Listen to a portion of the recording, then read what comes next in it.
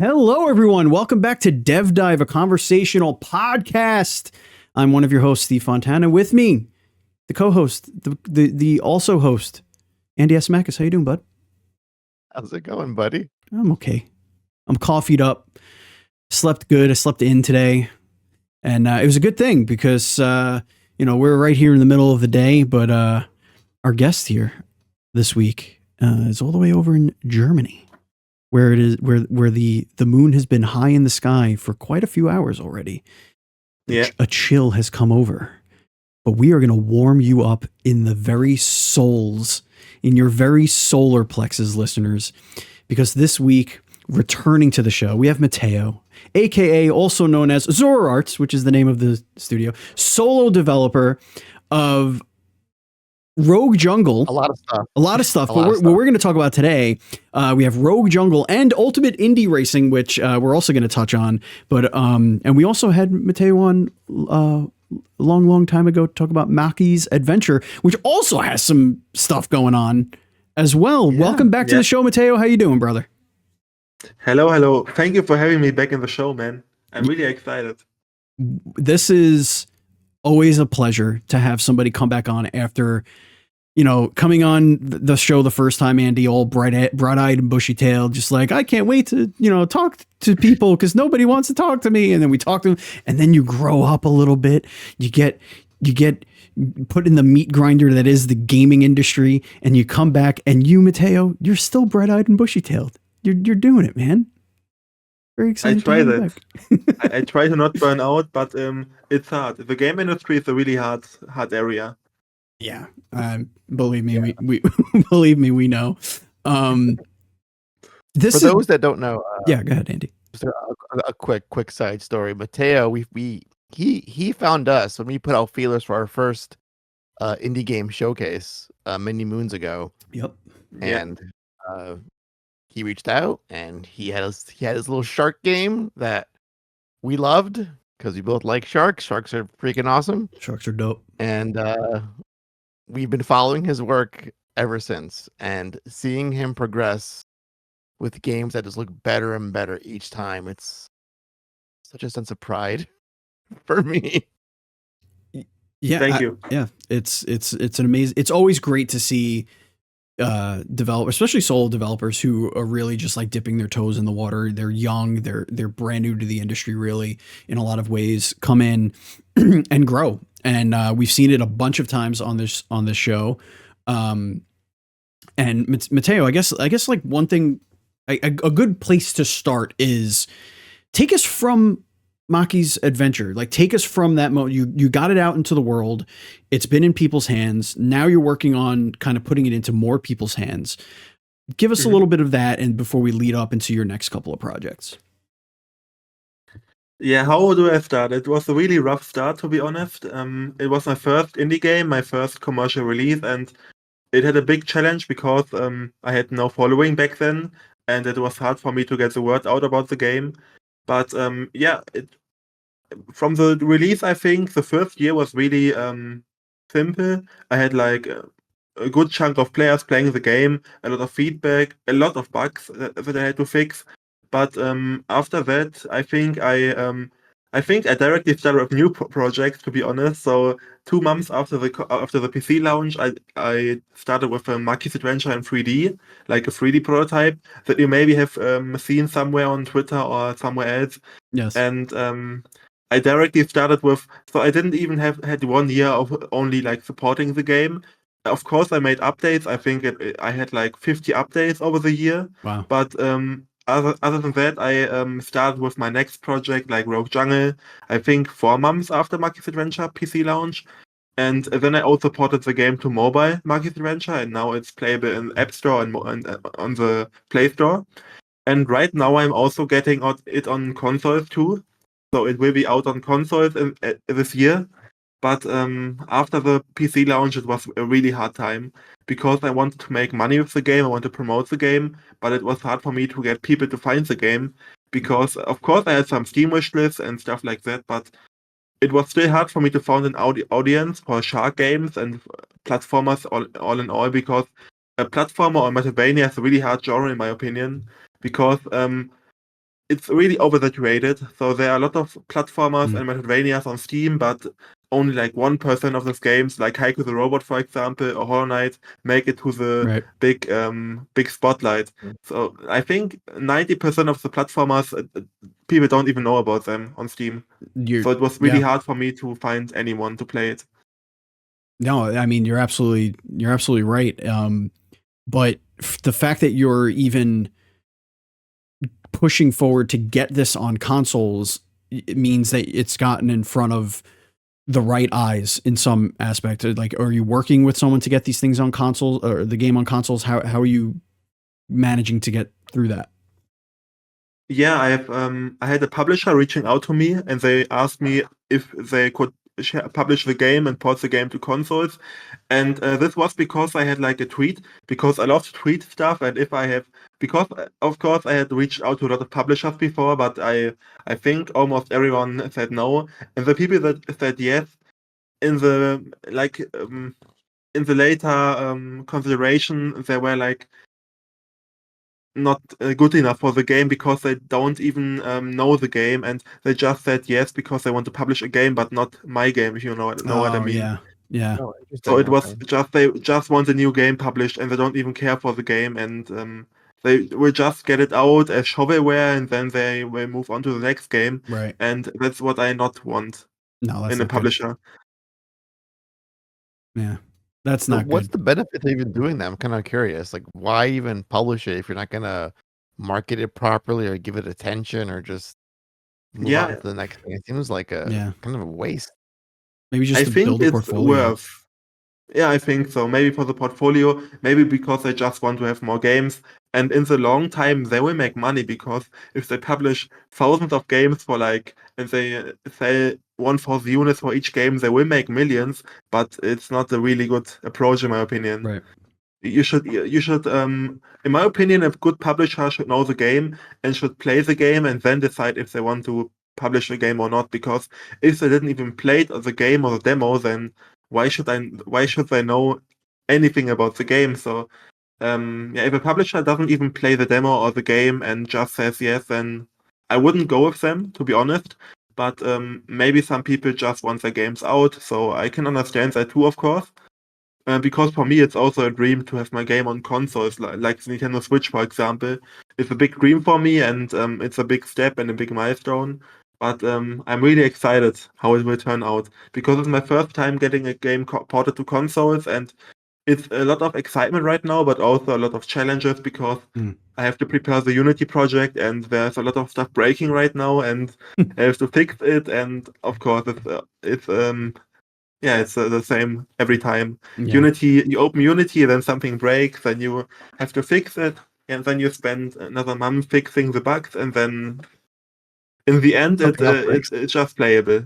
It really is like like you almost have to remake a game sometimes when you're porting these things. Like we've heard stories where, you know, a solo developer or a smaller team of like 3 or 4 people trying to port a game over can take longer than it did to actually make the game itself in some cases, just because of all the variables that you need to kind of be aware of. Are you taking the fact that Maki's has the publisher wanting to get it on consoles, are you now approaching Rogue Jungle and your other projects differently now, knowing that there's a possibility that these could get picked up, ported, or whatever to consoles sooner in their life cycle?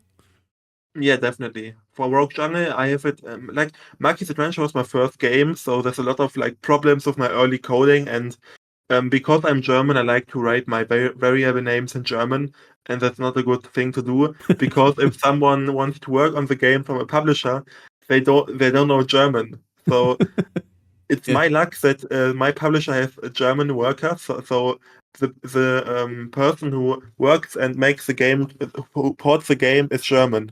Oh, So that's incredible. he knows what I mean with the variable names. But otherwise, I will probably have to rename all my functions and all my stuff, because Maki Adventure was my first time writing any code. Before that, I just made some small Yep. like game jam things. But Maki Adventure was my first big like commercial game, and it was a lot of things to learn. And when I look at the code that I wrote 2 years ago, I'm just like, oh my god, why should anyone do something like this? And my brother was right the whole time, because my brother helped me a lot with the programming, and he helped me a lot of problems because he has way more experience of programming, and he does this for like 10 years, I think, right now, or maybe more. But in my early starting days, he told me to not do some mistakes that I did in the end. And I'm happy that I now know those mistakes and don't make them with Rogue Jungle, because they're really annoying. Like one thing with Maki's Adventure, I think cost me like 1 week of only fixing this one bug, and it's all just a coding thing. Oh man, But I learned with it, and I can now use this knowledge to work on Rogue Jungle a bit better. I never thought I about. think Go ahead, Andy. I'm sorry. I was gonna say another issue you're gonna be solving with the whole console port is you can now charge $90 when your game is on the Switch. Exactly. So Exactly. that I think that's another thing you can Yeah. I wouldn't do that. I would never do that. I never thought about like when you think about coding, as a dullard like I am, like I don't think about the language the code is being written. It's just the code is the language to me. Like that's just how my brain interprets it. I never thought about somebody going in and helping you with your code and not knowing what you're saying because some of the words are in a completely different language. Like I never thought about that at all.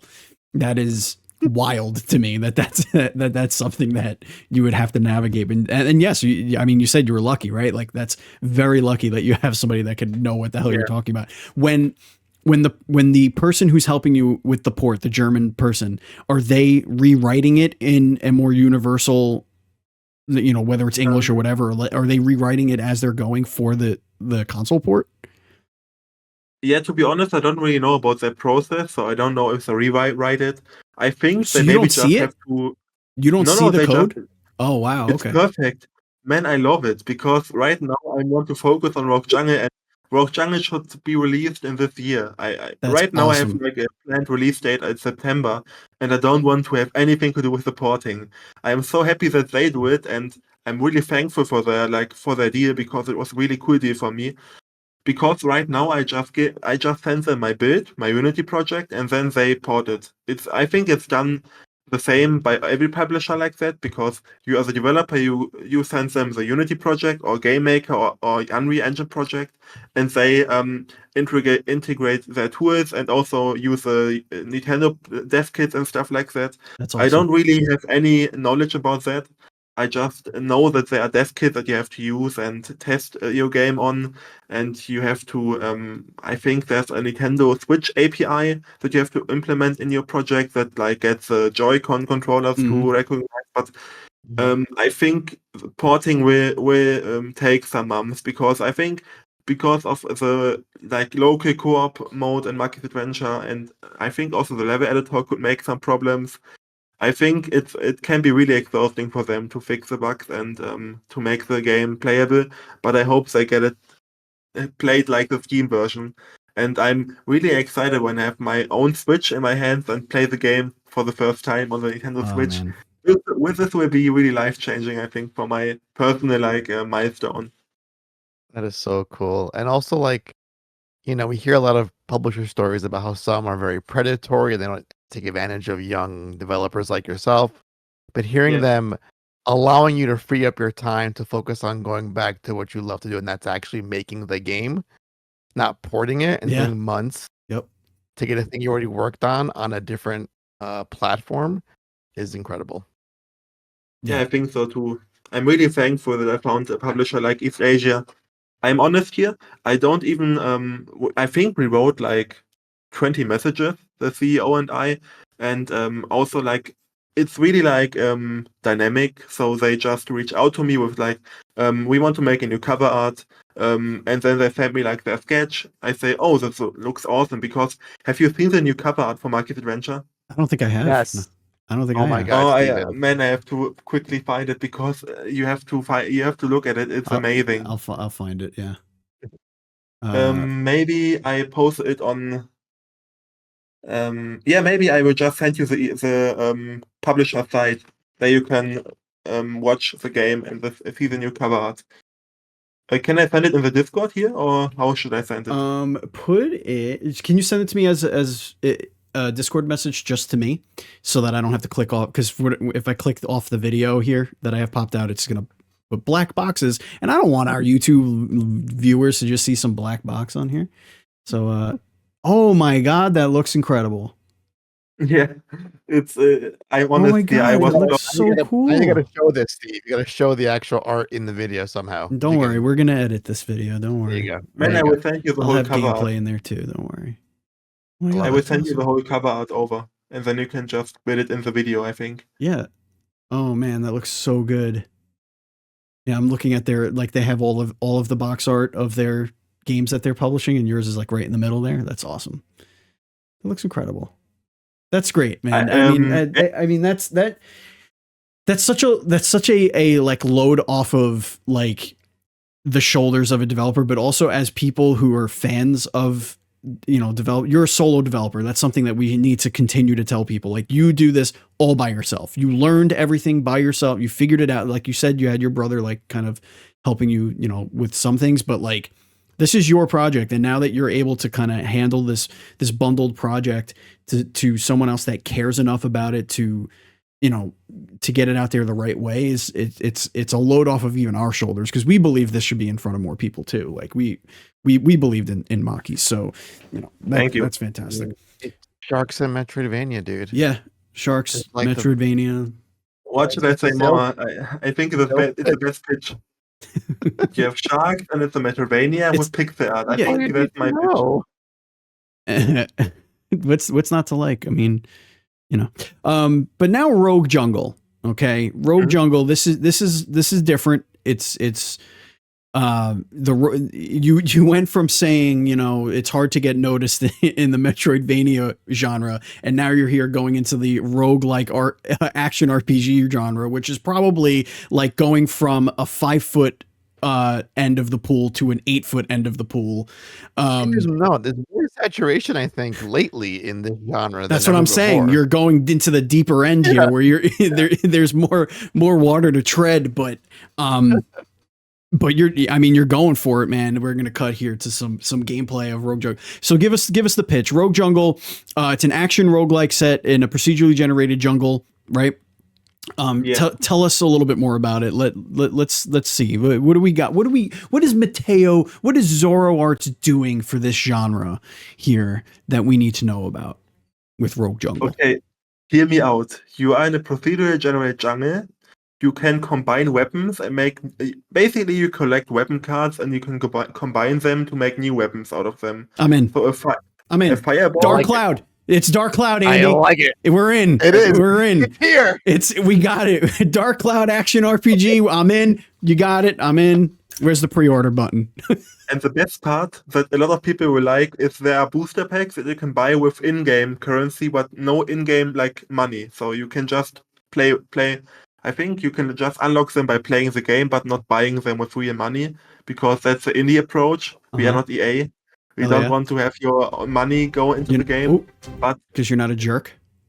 Yeah, I just want people to have fun, and I want to play. I want them to pay with their fun. You know, I want them to pay with their like fun, and that they like play the game, and that way they can buy booster packs in the game, and that way they can unlock new weapons, new characters, and it's like when you open a Pokemon booster pack, for example. Oh man! Because they can be like weapon cards that will unlock new weapons, upgrade your weapons, and there are over 200 weapons in the game, so a lot of stuff to unlock. You can unlock new characters, and these characters are like holo cards, so they are like really shiny and really like colorful and beautiful, in my opinion. And because that way a new character unlocks a new building for your village. It's a really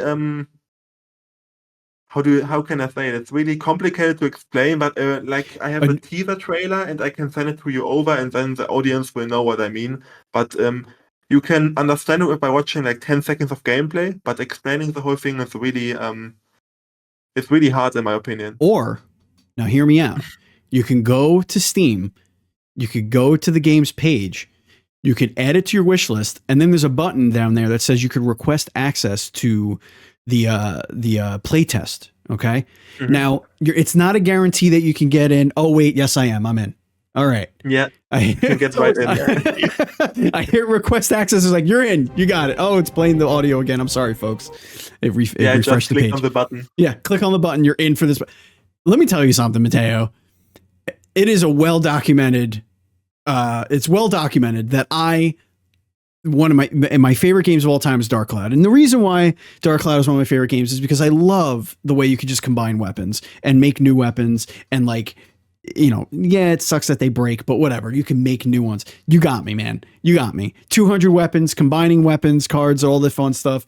I mean, I'm in. I'm gonna get in this play test. I'm gonna play the hell out of it. I'm gonna give you feedback, the whole 9 yards. I'm in. You're no longer a solo dev. I'm in. It's a duo dev. That's just how it is. You're just gonna have to deal with it. All right. It's gonna be Zoro, Arts, and Steve, and it's just how it's gonna be. All right. Yeah, why not? Why not? From here on out, I can't program in English, let alone German. But we'll figure it out. We'll work on it together. Also, just a side note for our listeners: if you make us a supercut of every time Steve says the words "Dark Cloud," I would give you $100. I will also give $100 if you can make a supercut for social media for like the an hour-long video. It doesn't have to be hour. No. I want it to be shareable. That's how many times you mentioned. Well, Dark no. Cloud. You just all you have to do is just cut it up into smaller bits, but that we could just share it to it's social gonna add media. an hour. Yeah. That was level 5, right? Was Dark Cloud? Was that level 5? Or it might be? Yeah. Okay. Yeah. If you guys are still out there and you want to make Dark Cloud 3, you know where to reach out. I'm all chock full of ideas. Back to Rogue Jungle. You mentioned villagers and other buildings and stuff. Like, can you go a little bit into that aspect of it? Yeah, so basically the play loop is like you go into the jungle and then you have to fight against enemy hordes and fight enemies and bosses and stuff like that. So it's more like a Hades-like dungeon, and Okay. you have like room to rooms. And right now I have a big change in the game that because before that you could decide if you want to have a new weapon, if you want to merge weapons, if you want to have a player upgrade. But right now the door that you enter decides your next reward. So it's like in Hades, for example, where you go up in the top door or the bottom door, then you, for example, get a new merge field, and then you can merge cards or like combine them. And when you go to the right direction, for example, you can get a player upgrade. To the left direction, you can upgrade one of your weapons. And that way you can make your own builds, and you can decide how you want it to feel like. And the dungeon also changes like in the connection to your deck. So for example, if you have like a close combat weapon, then enemies will come more closer and they will be more tanky, for example. So right now it's more like the whole game adapts to your playstyle right now. That's my plan okay, with cool. the game. And when you beat the boss after, I think, 15 rooms right now, and a run takes up to 20 to 30 minutes, the medium run. There are also like big runs that can take up to an hour, for example. But I would go for the medium runs because they are more fun. And when you have like a deck of 5 weapons, and when you have them maxed out, it's pretty normal for a round. But you can also max out your character, for example. It's a lot of possibilities for your like runs. But after the boss fight, you can get resources in the like how good you play, how many resources you get. And then with the resource, you can then go to the vending machine, which lets you open booster packs. And with that booster pack, you can then, for example, unlock new characters, which then have a new building for your village, for example. That's like the game loop. Okay. And what do the buildings functions do? Like, what do these buildings do? Yeah, they are, for example, like a laboratory that allows you for meta progression updates. So, for example, more deck more card slots for your deck, more rerolls, more like revives and stuff like that. There are also character towers, like from because the whole game is bird based, so there are only bird characters. Like I think one is like a robin, one is like an owl. There's also like, and the owl is Cornelius from Maki's Adventure, the shop owl. So there's like awesome. Easter eggs from Maki's Adventure in the game. There's also like a penguin. I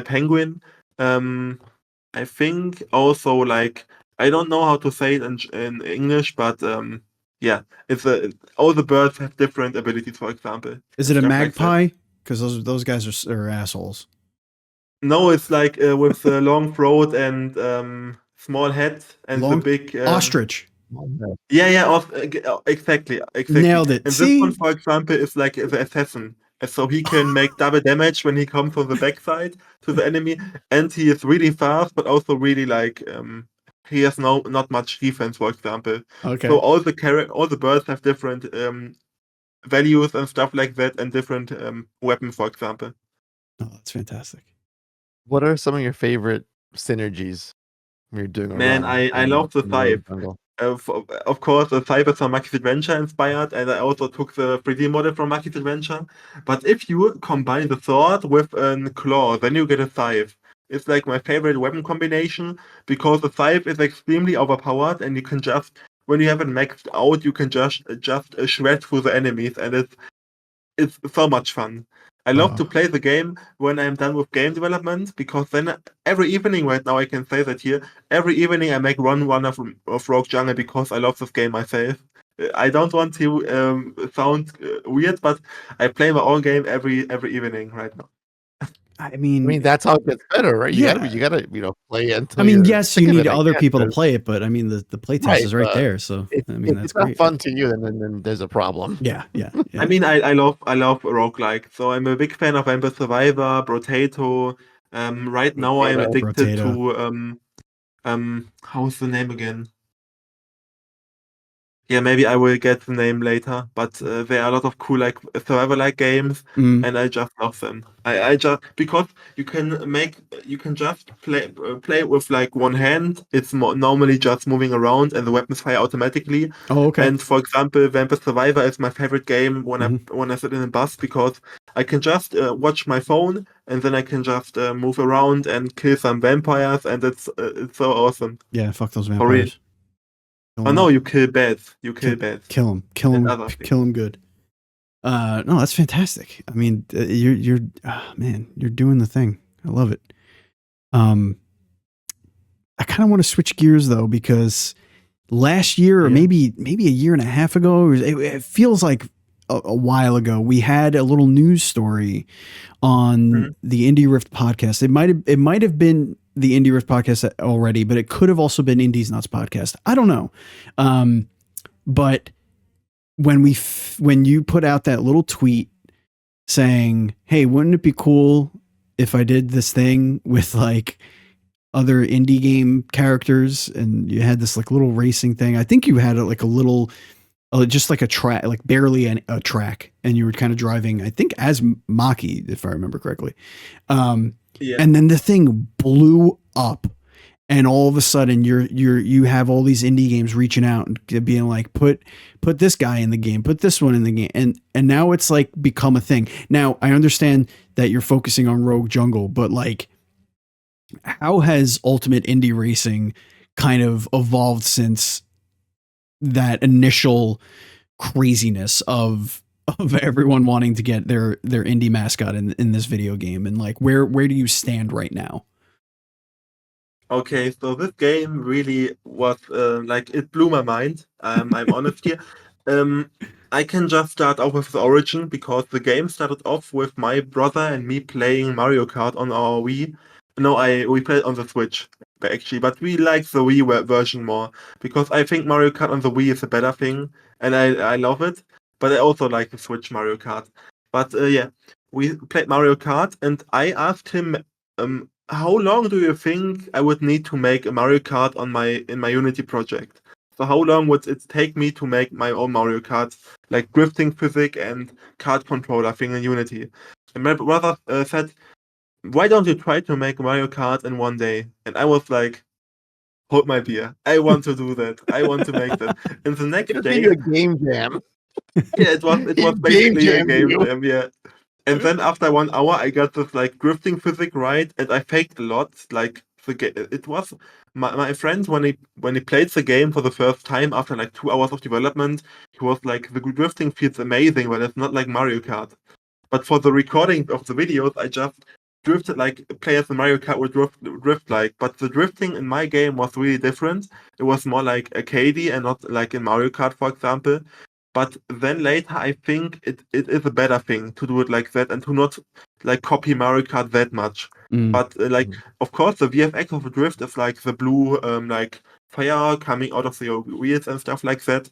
So it like looks like Mario Kart, but it's more like my own thing right now. And I developed the game with more distance to the Mario Kart physics and stuff like that because the game got into a bigger project than I thought.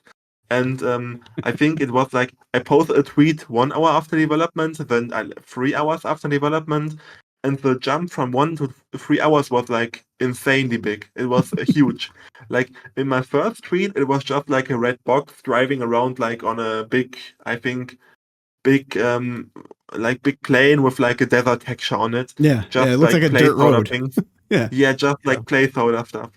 And then I think 3 hours later, I got a map in, I got some curves in there, I got some like barriers for the kart, like in Mario Kart and stuff like that. And I also got the like I rebuilt the Maki's Adventure minecart pixel art thing into Blender 3D, and I made it 3D and made a really rough like placeholder model, but I just have it in the game until now because I just really like it. But yeah, it was like it was really smooth. Everything worked instantly. I was like, why don't I make like a boost field where you can just get a boost? I like it took me 10 minutes and then it was in there and the physics worked perfectly on it and it felt amazing. And then I was like, why don't I make a ramp? And then I had a ramp in there. And it was really like I had all the elements done in like a few hours. And after I think 7 hours, I posted another gameplay thing on Twitter, which I think had like 700 likes or stuff, or 500 likes, and it was a really big number for me back then. Because right now most of my tweets doesn't even reach 100 likes, so 500 was a really big indicator of like a cool game there. And then I think the developer of Bow Path of the T Lotus reached out to me in the comments and asked me, why don't you try to make my character Bow as a playable character? Because he saw that I had Maki in there. And then I was like, why not? And then I had like, I think because Bow has had no 3D model back then, I think I waited for a bit. But then the developer of Frogan with Renata reached out, and then I built in Renata because he had the 3D model ready back then. And then the video did really well. I think 1,000 likes or stuff like that, or 800, 900. It was kept going. Yeah, it kept It going. was amazing. Go up. And then all the posts about like I posted the thing on Twitter, on TikTok, and TikTok had like 100,000 views in like a few hours, which was pretty amazing. And people on the Twitter, because Twitter is really indie friendly in my opinion back then. Oh yeah, and it was, yeah. all my indie friends are on Twitter, and we write. I have a lot of DMs daily with Twitter developers and stuff like that. I chat with you via Twitter DM, and I like to call it Twitter because I don't like X. X is It's Twitter stupid. for me. I fully migrated to Blue Sky at this point because reasons. But like, if you think X is friendly to indie developers, if you're not on Blue Sky is like it's like a utopia for indie developers. Like straight, it is because you could make. This is a plug for Blue Sky, I guess. If you want to sponsor, hit us up. You can make your own, basically like your own timelines for specific topics.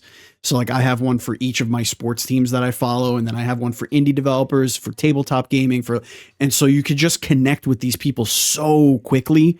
And it's right there, and it's not all blended into one. So like if I want to look for indie developers to either come on the show or tabletop developers to come on DevDive side table, I just go to that timeline, and I could add people to it. Like I could just say, hey, I want this person to be in here or this keyword, and you just completely curate what you're going to be looking at. It's an awesome platform for indie developers and indie gamers and stuff like that. It's fantastic. You should definitely get on Blue Sky for sure. Now you put Ultimate Indie Racing on hold right now. You, as far as what I remember, you do have quite a few IP working with you on the game at this point, right? Like you have, like, yeah. I think the last I saw was at least a dozen. There. He's got another Crab's Treasure in there. It's amazing. Like I posted a Twitter link with like a Google Forms formula where people can like submit their own characters, and until now it's like more than 1,000 applications through this like Google form. You have Now, to imagine more than 1,000 video games want to be in there, and how many giant penises were submitted? over 100. Over 100. Yeah, I figured as much. And much. they are like there If are you were few me, things. just gonna. Not all Andy. Not all Andy. I get it. Not triple A, but triple I. Triple I. It's True, yeah. like I think it's the right word for that. But there are like games and publishers that reached out where I was like, I play your games, and now you reach out to me to have your character in my game, and I was like, of course, directly, just send it to me over. I will get it done, and I will get it in there.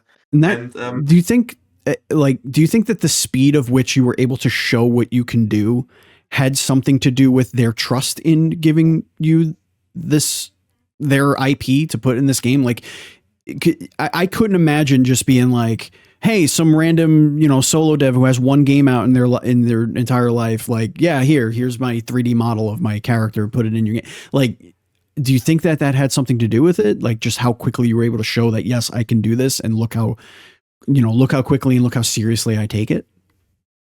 To be honest, I don't think so, because I think most people don't even know how long the game was in development. I think most people just see the game and are like, holy fuck, like indie racing game is like a thing that I dreamed of, like myself.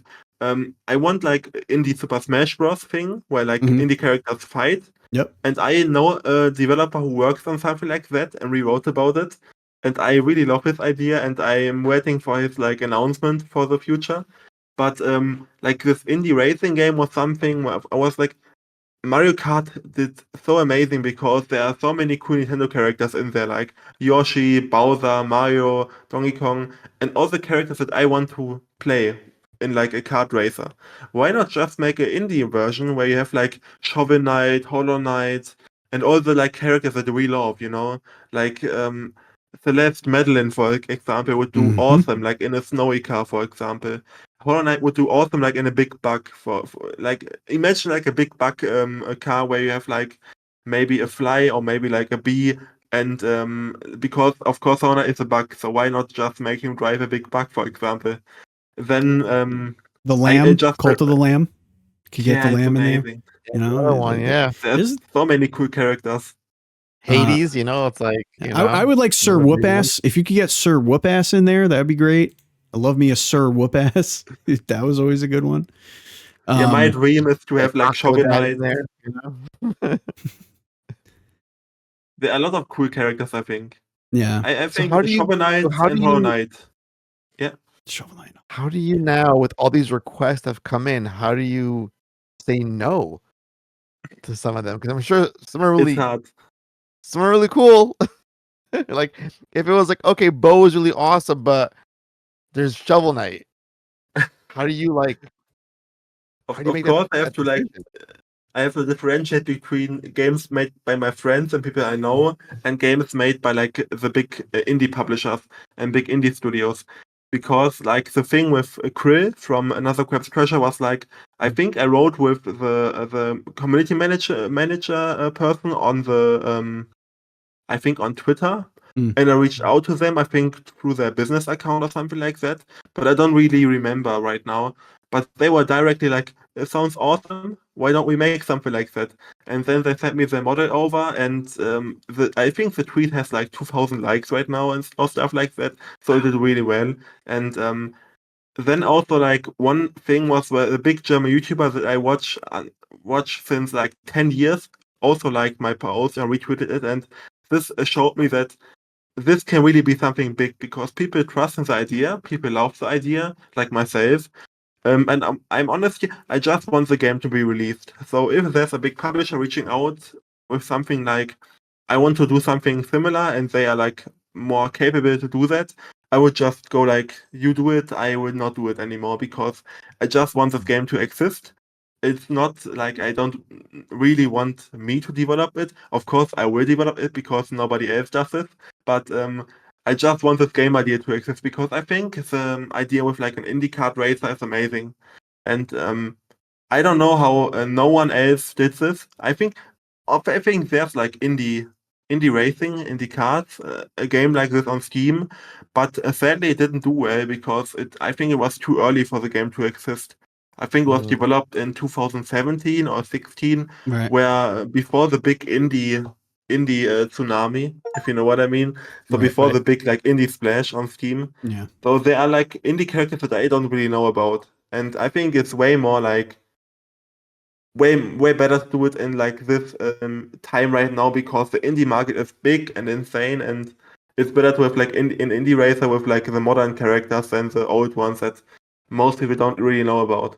Yeah, they have their own following now. Like a lot of these indie games have a massive following just for the character or the IP at this point. So like you can latch onto that while also raising up some lesser known indie game characters in that same kind of atmosphere.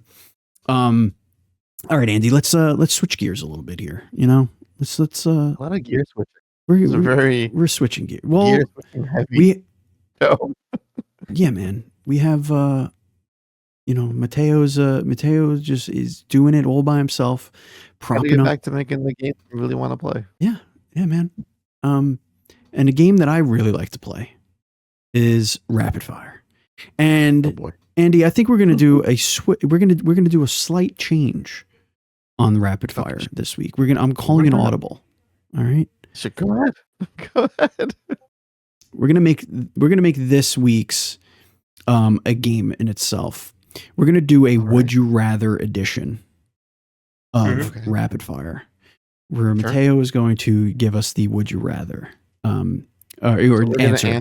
No, we're gonna. I'm sorry. He's gonna give us a Would You Rather answer as opposed to this or that or whatever. That is usually a Would You Rather. Indeed. So. You said you wanted Rogue Jungle to be out in September. Yeah. Would you rather have Rogue Jungle out in September or have Rogue Jungle and Indy Kart Racing out by the end of the year? I think I would rather have only Rogue Jungle released this year because I think Indie Racer is not far enough right now. It would just be unfinished. Interesting. Ooh, Andreas. I'm going to ask a question first that's going to lead into the Would You Rather question, right? Okay. What are your two favorite indie game developers? Oh man, okay. There are a lot of cool guys, but in my personal like, I think Thomas Brush, who made like Pinstripe and Neversong, and also Twisted Tower. He renamed it, and I think Adam Gryu, the developer of A Short Hike. I think I spelled his name correctly. I hope you know A Short Hike. It's like an amazing indie masterpiece, in my opinion. A Short Hike. I don't think I know this. All right. So between those two, who would you rather work with on your next project? Okay, that's since I don't really know the developer of A Short Hike, I just know his game. But I love the art style, and I love like it's. I think top 3 of my favorite indie games. So from a person, I think maybe more Thomas Brush because I resonate more with him and I know more about him. So I know that he works in teams and stuff like that right now. So I think Adam Ryu is more like a solo developer, and I don't think that 2 solo developers can work that well, in my opinion. So maybe more Thomas Brush because he's a team player. Interesting. Okay. Would you rather discover and name your own planet or discover and name your own species of animal on Earth? Discover my own planet? Like you're looking through your telescope and you find something no one's ever found before and you get to name it. Or diving in your pond and you find this weird creature and they're like, whoa, we'd never seen that Wait. before. You can name it. I want to find a new shark type. Mm, I want to find a new shark species, and I want to rename it to a Maki shark. I love it. It should be like a Maki shark. Just Maki shark. You love that. Man, you should have done like a Shark Week collaboration when that game came out. You guys have Shark Week? Do you have Shark Week over there in Germany? We have this thing called Shark Week where Discovery and Animal Planet go bananas. Yeah. Only sharks. I don't know. 24 hours We a day. don't celebrate sharks here, sadly. Most people are afraid of sharks. That's just too shallow. Sharks are wonderful creatures. All right, Andy, you hit us with a would you rather. Would you rather have no one laugh at any of your jokes or not be able to laugh at anyone else's joke? Ooh. Deep. I think the first one, because I don't really make jokes, so I think it's more like a better thing to go with only me and not laughing about my jokes than everyone else's jokes, because that way I could also not laugh about anyone else's joke, and it's a pretty sad life, I think. So maybe I would not make any jokes anymore.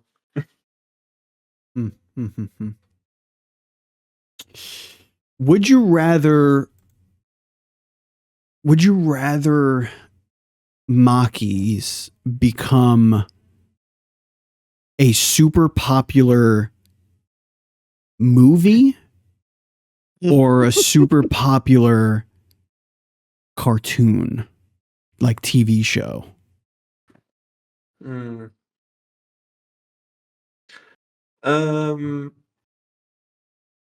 I think a movie, because most TV shows are just too long.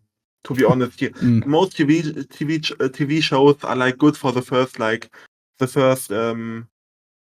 first 2 or 3 episodes, and then they get like really too long and too exhausting to watch. So I think that the story of Maki's adventure fits more into a movie than a series on the TV.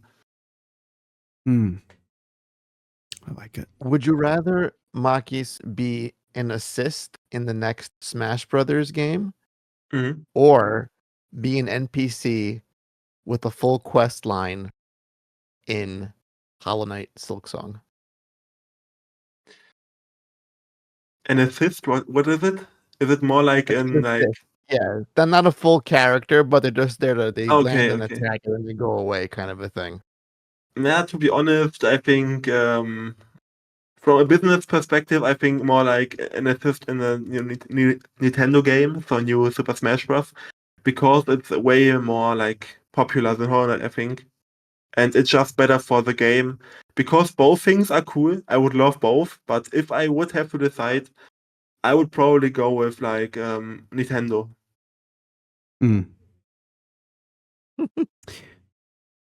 Yeah. Would you rather have a stalker who loves you or a stalker who hates you?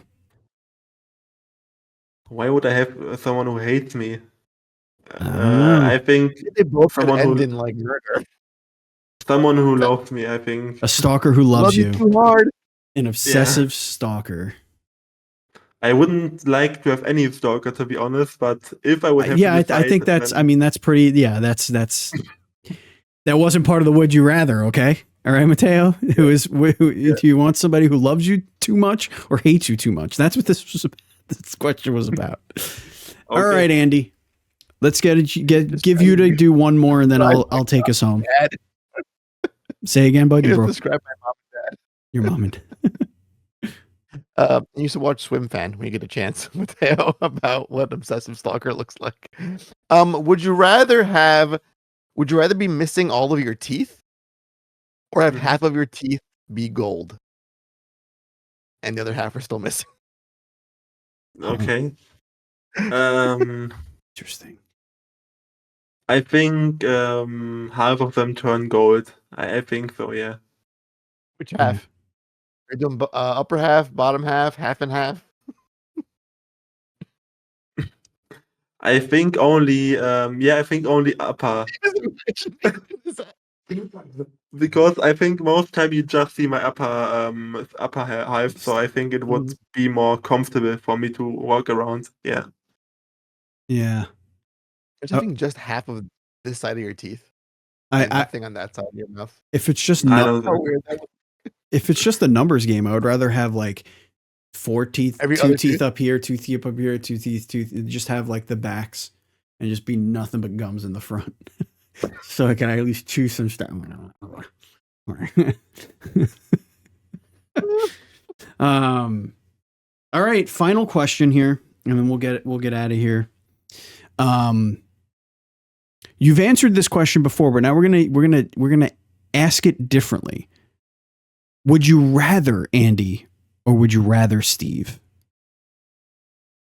I don't like this one, but I'm trying to understand even what the hell that means. Exactly. Would you rather though? The silence. Both. I don't want to decide. Would you rather both? Okay. Would you rather? We'll take it. I'll update the doc, Andy. I'll update the doc. I'm winning. I'm winning 111 to 103. So you know. I think that's accurate. It's completely made up, but also completely accurate. Pulled that number out of his ass. Nah.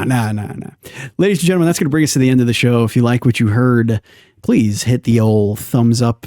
Comment your an indie IP that you want to see in ultimate indie racing. Maybe Mateo. Maybe it's already on the list. You never know. But you know Maybe, what? Yeah. But you never know until you comment and let us know. Share the show with your friends. And of course, you could support us on Patreon, patreon.com/IndieRift, just like our Patreon producer, Colton, the Journeyman Nestler. Thank you so much, Colton, for all of your support. And thank you to all of our listeners and viewers and Patreon supporters. Ladies and gentlemen, if you join our Patreon, you get to go hang out in our Discord. And now guess what? Mateo's in there. We looped him in. He's in. You can hang out with us, each other, and other indie developers who are in there and are there to chat with you about their games or just games in general. So you could hang out with us and do that and get some bonus content every week or month or something like that. You could also find us on social media. We're on Blue Sky. We're on X. We're on pretty much everything. Just search Indie Rift and you could find us. Mateo, where could everybody find Zoro Arts and all of your projects? I have like a Steam page with Zoro Arts where you can find all my games. I have like a website, zoroarts.com. I have like Twitter, Instagram, I think TikTok in English and German language. Ooh. I have a Facebook that I only have for my family, so Yeah, please don't go over visit there. my page. Yeah, don't go I have I think every big social media. Also, I'm on Blue Sky too, but I have to post more on the site. Ooh, nice. All right. Get it on that Blue Sky, folks. Blue Sky will only grow if you're there to help it grow. Come on. Come be a sponsor, Blue Sky. It's a better egg. First, and then we're about Blue Sky. Blue Sky can help us grow, man. Got to get on Blue Sky. Yeah. Thank you, Mateo. Thank you, Andy. Thank you, viewers. Thank you, listeners. And as always, please be excellent to each other.